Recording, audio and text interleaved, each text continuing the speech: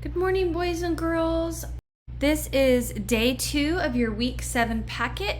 I want to remind you that this will be the last week we make any videos. Remember, this video is just a tool. You are using it to check your work and correct your answers, and then also if you were stuck on any problems. Today's math page should have a number 12 in the top right corner. Okay, let's get started. Number 1, find the sum. The sum is the answer in addition. 3 plus 9 equals 12. We're going to write down our 2, bundle the 10 ones, and move them over to the tens place. 1 plus 8 equals 9. 9 plus 3 equals 12. Again, write down your 2, bundle those 10 tens, and move them to the hundreds place. 1 plus 4 equals 5. 5 plus 7 equals 12. Write down your 2, bundle the 10 hundreds, move them to the thousands place. 1 plus 5 equals 6. 6 plus 8 equals 14. Bring your comma straight down. You should have 1, 2, 3 digits after it. So the sum of this answer is 14,222. Number 2, find the difference. 9 subtract 7 equals 2. 2 subtract 9, I can't do that. If I only have 2 things, I cannot take 9 away. I need to go to the hundreds place. I'm going to unbundle one of those hundreds, so it leaves me with only 3. And I'm unbundling it into 10 tens. I already have 2 tens, so when I put them together, I have 12 tens. 12 subtract 9 equals 3. 3 subtract 5, again, I can't do that. If I have 3 items, I cannot take 5 away. I'm going to go to my thousands place, take one of them, which only leaves 5, unbundle it to 10 hundreds. Since I already have 3 hundreds, when I put them together, I have 13 hundreds. 13 subtract 5 equals 8. And 5 subtract 5 equals 0. So I don't need to write anything here. So the difference of this problem is 832. Number 3, find the product. 77 times 73. I'm going to go ahead and go to my scratch paper, and I'm going to use an area model to solve this problem. Remember that we have to take each number and put it into expanded form. That means we are stretching it out into its place values. This first 7 really means 70. That's the value. The second 7 really means 7 or 7 ones. That's the value. For the number 73, the 7, the value is 7 tens or 70. And for this 3, the value is simply 3 or 3 ones. With the area model, remember it's length times width. So I'm going to look at the first rectangle. My first rectangle is 70 times 70. Because of place value, I know that I can look, since these are both multiples of 10, count the zeros and put those same number of zeros in my answer. And then I'm just looking at this basic fact, 7 times 7. If you don't have those memorized yet, you can go to your multiplication chart and look where the 2 sevens meet. And that answer, 49, is your answer. Now this problem, though, doesn't say 7 times 7. This problem says 70 times 70. So the product is 4,900. Then I'm going to go over here to my next rectangle, and the length 70 times the width 7. Again, because of place value, I can look that this is a multiple of 10, count the zeros, and put that same number in my answer, and then I have a basic fact of 7 times 7. Well, we already did that. 7 times 7 was 49, so I can simply write that in my answer. 70 times 7 then is 490. Down here in the bottom rectangle, it's going to be 3 times 70. Again, looking at place value, it's a multiple of 10. I have 1 0, that means I have 1 0 in my answer. Then I'm looking at this basic fact, 3 times 7. I'm going to go over here to my 3, follow it until I get to my 7. Circle where they meet in the middle, 21. But this problem says 3 times 70. So the product is 210. For this last rectangle, I have 3 times 7, which is a basic fact. I already did it. 3 times 7 equals 21. And then I'm simply going to add up the partial products in each rectangle.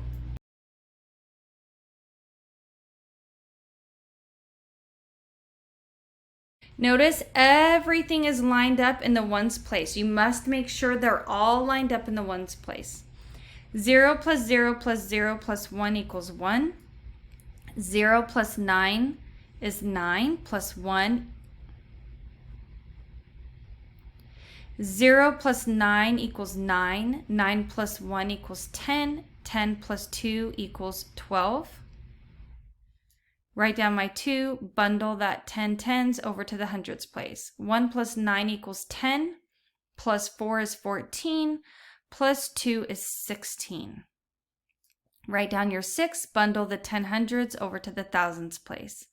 1 plus 4 equals 5. Count your digits, 1, 2, 3, and that's where your comma goes. The product of 77 times 73 equals 5,621. Number 4 is a 2-digit divisor. So remember, we're not doing those. So you can skip number 4 and go up to number 5. Write the sentence below as an equation. Remember that I told you that there were some key words that meant certain math operations. Like the word is always means equals. The word times always means times. So this phrase, times as many as, it still just means times. So if I look at it like this, I can simply bring the digits down, 12, replace the words with the symbol, equals, 3, bring that digit down, replace this phrase with the symbol, times, and bring this number down, 4. 12 equals 3 times 4. When it asks for an equation, it just wants a number sentence with an equal sign. And we can see the beginning part, equa, like equal. And that helps us remember that it just wants a number sentence with an equal sign. Number 6, use place value to divide. We've been doing this the whole time, remember? In multiplication, you count the zeros and you add them into your answer. Division is repeated subtraction, so you will be taking them away. So here is 1 0. I can take 1 0 here. Here's another 0. Then I can take away another 0 here.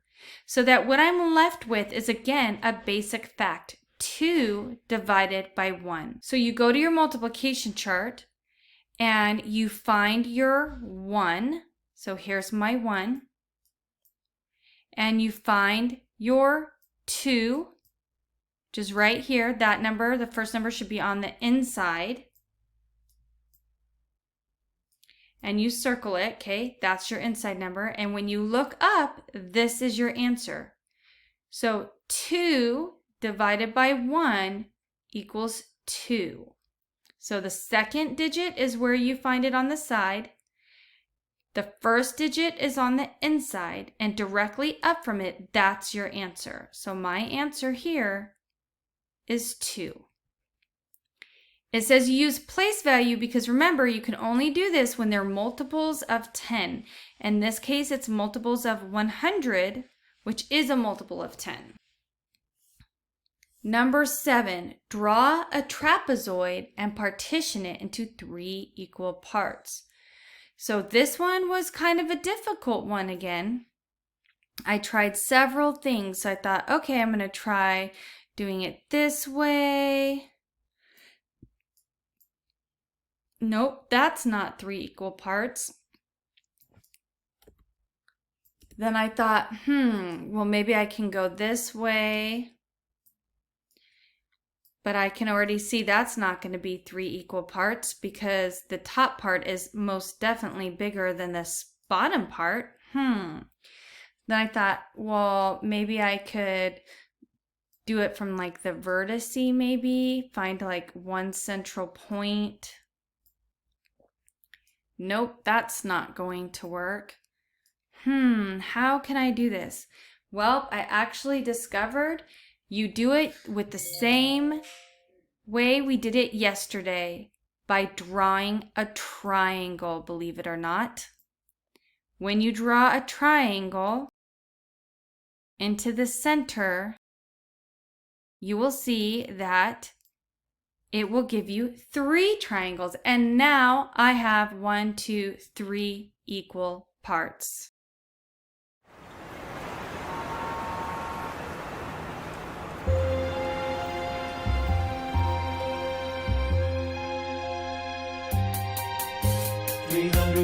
Thousands minus 2 tenths. Line up the tenths, hundreds, and thousands. When right of a number there's an empty space, writing zeros can help by holding the place.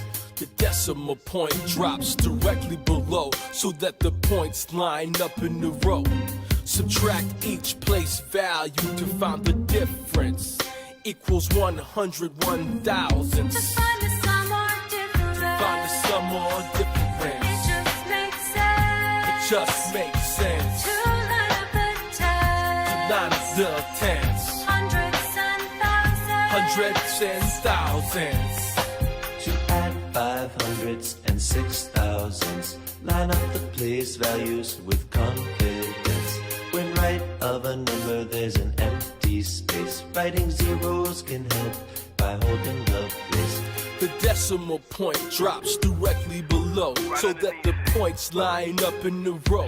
Added up in 56 thousandths is the sum. It feels so good to know that this problem is done. To find the sum or difference. Find the sum or difference. It just makes sense. It just makes sense. To line up the tens. To line up the tenths. Hundreds and thousands. Hundreds and thousands.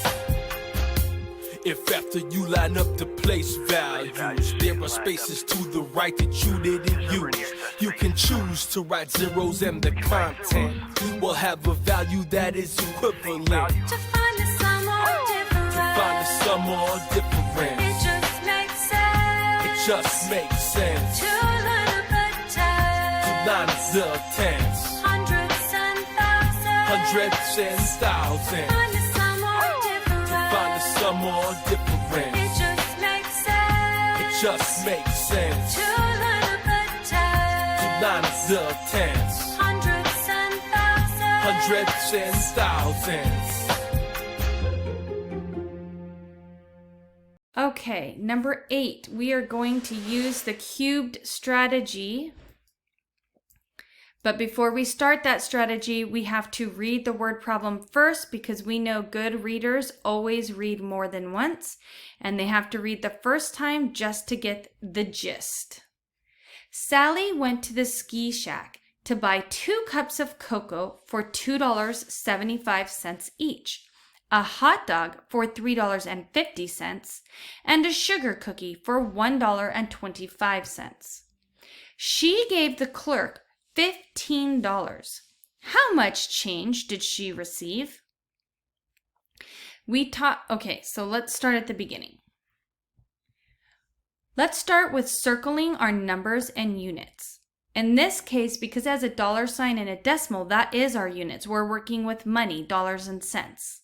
So I'm going to circle $2.75, $3.50, $1.25, and $15.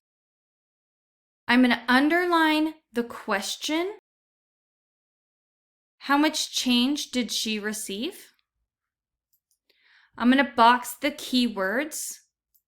It says each.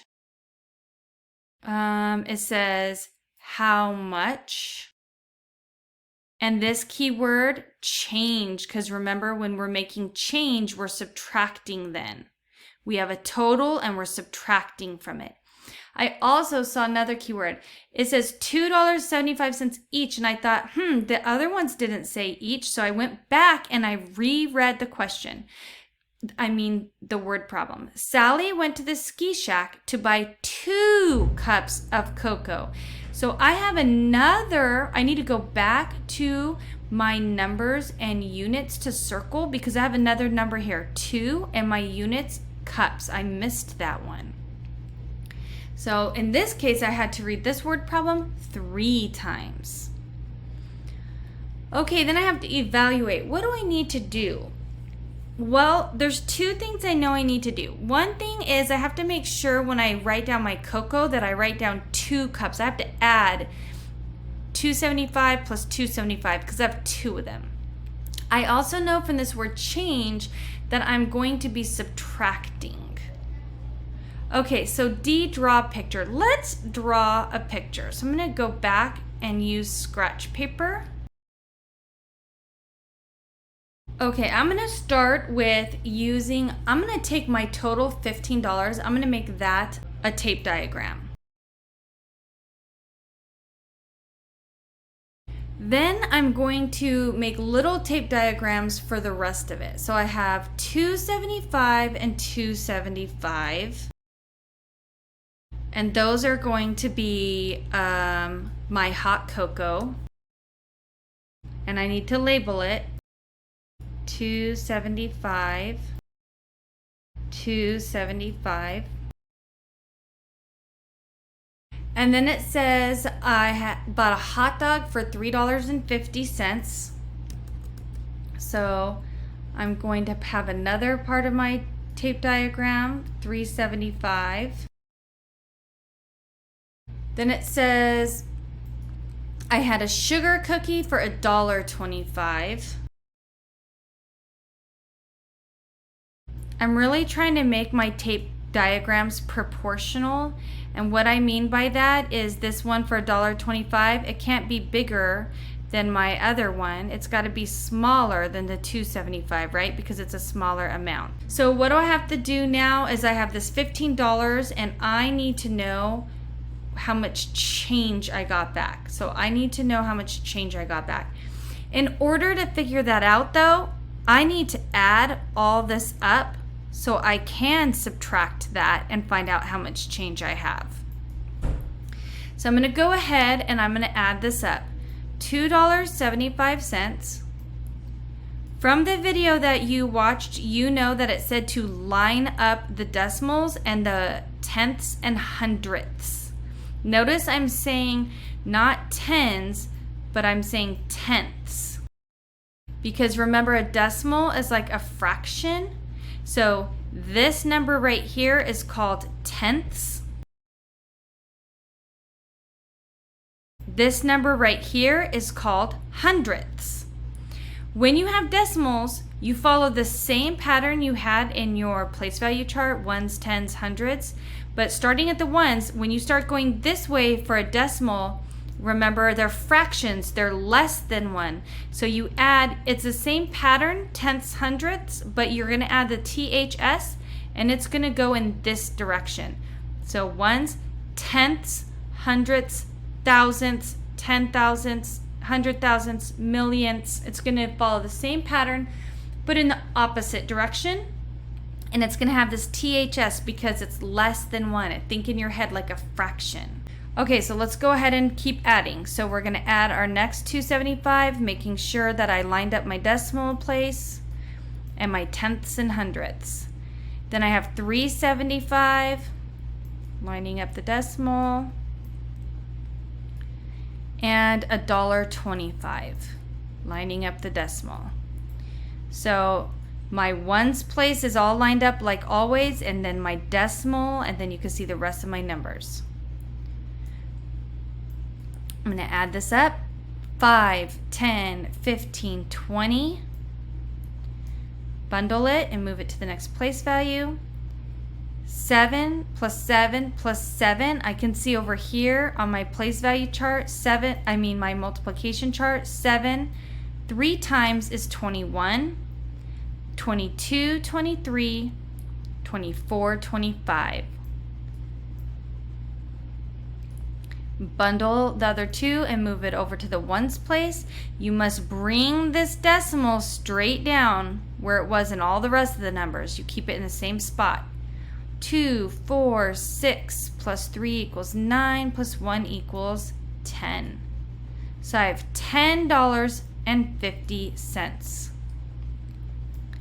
Now that I know the total of how much I spent, I can go ahead and subtract it from how much money I had originally to find out what my change will be. So when you do the 15, notice I have a decimal point and change after. I have tenths and hundredths. So I have to add a decimal point and the tenths and hundredths place after my number in order to be able to subtract it. So I'm going to write $15 with 2 decimal places after, because this is your cents. Then I'm going to subtract $10.50. 0 subtract 0 equals 0. 0 subtract 5, I can't do that, so I have to go over to the ones place. When you're regrouping with decimals, it's just like when you're regrouping without decimals. You're still looking at the number to the left and unbundling it. So I will unbundle 1 into 10 tenths. 10 subtract 5 equals 5. Bring your decimal down. 4 subtract 0 equals 4. And 1 subtract 1 equals nothing, so I don't even need to write it, but I do need to put my dollar sign. $4.50. That is how much change. Remember that when you have an answer for a word problem, it's very important to put it in a sentence. $4.50. So I'm going to go over here and I'm going to write it in as a sentence. She received $4.50 change. Write the improper fraction below as a mixed number in simplest form. Remember that a mixed number simply means they want the wholes separated from the fraction. So you can see that this is an improper fraction. That means the top is bigger than the bottom. And we know in fractions, that means that this is then more than a whole. If I were to show this with a picture, it might look something like this. So then, if I was showing 6/4, remember that's how many is shaded. So I'm going to shade 6 of them. 1, 2, 3, 4, 5, 6. So now they want a mixed number. So a mixed number means pull out the whole. So how would I say this? I would say this number as 1 whole, and I have 2/4. 1, 2/4. Okay, we're still not done. Now it wants me to do this in simplest form. Remember, they want these numbers down here to be as small as possible. So even though I know 2 is a prime number, I see that 4 is an even number and I know 2 can go into that. So that means that I could divide the top and bottom by 2 to get it in simplest form. 2 divided by 2 equals 1. 4 divided by 2 equals 2. So in simplest form, 2/4 is equivalent to 1/2. This fraction in simplest form then would be 1 and 1/2. 6/4 as a mixed number in simplest form would be equivalent to 1 and 1/2. Remember, you can also find simplest form on your multiplication chart. So on my multiplication chart, I'm going to find 2/4. Now I see 2 and 4 here. I don't want to use that because there's nowhere to go. It's already in the ones place. So let's see if we can find one that's a little more inward. I see it here, 2/4. That's the one that I want to use. Remember, the numerator's on the top and the denominator's on the bottom. That means I can only look at this row and this row